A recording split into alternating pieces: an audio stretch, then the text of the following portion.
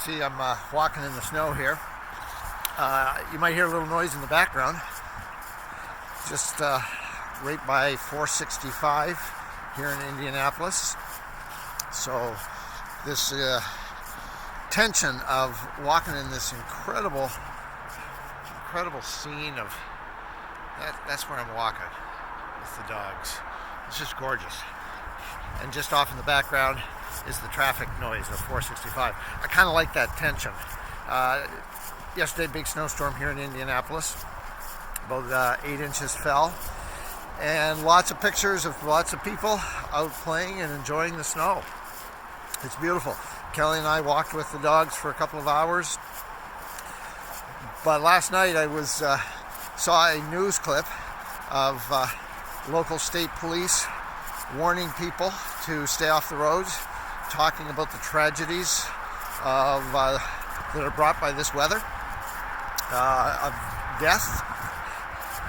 And it just made me realize again this tension that we live in of both good and evil. I had a couple conversations this week with people about our capacity to carry good within us and our capacity to carry evil within us.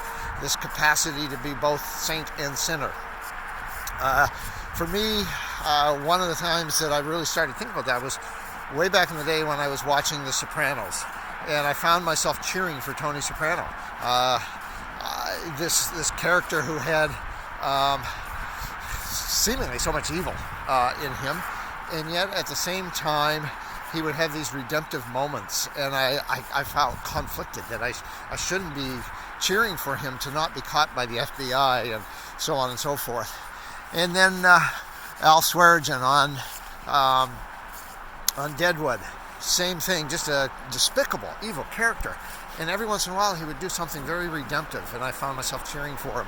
And then of course Walter White with Breaking Bad and so on. And those type of programs, what they seem to elicit in us is the recognition that there is, in every human being, there is this capacity for incredible evil and incredible good.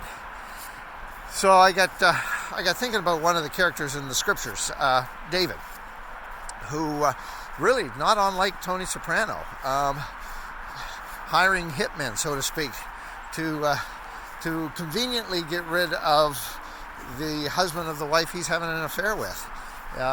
So a murderer, a womanizer, and yet, according to the scriptures, a man after God's own heart.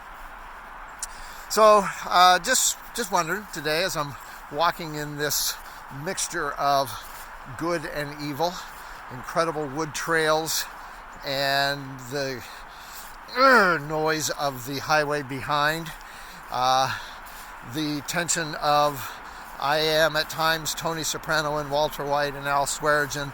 I at times am saintly and then fall into the sinner, and then at times I'm sinner and fall into the redemptiveness of a saint.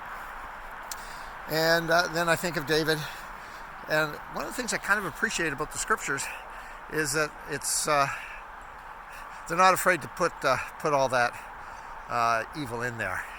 I think we try to cover it up oftentimes. In kind of church type of circles, we don't make David as bad as he really was.